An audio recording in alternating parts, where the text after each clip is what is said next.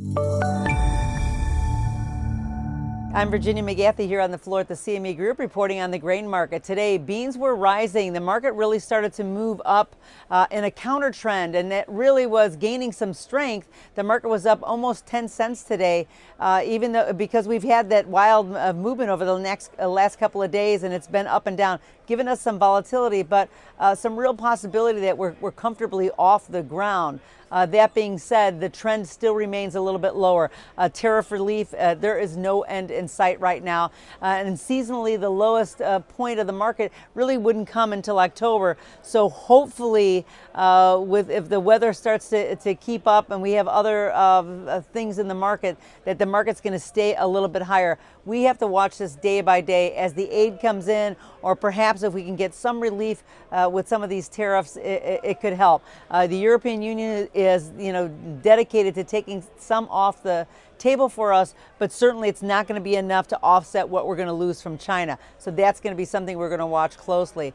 Corn was steady today, kind of got a little bit lower, very dry in some southwest areas of the Corn Belt. I think that the crop conditions are good to excellent. That's putting a little bit of pressure on, but there's some reduction in the world ending stocks. That may pick us up a little bit, but it seems that the futures are still holding up well right now. The tariffs were part of what, the tariff is what really was kind of like sitting on the futures and keeping them from really rallying. But we're watching closely. Hopefully, maybe the fact that the wheat was stronger could give the corn a little bit of a boost. Now today, wheat was a little bit easier, down almost 9 cents. We've gotten back to 50% retracement of the explosive rally that we had just a couple days ago.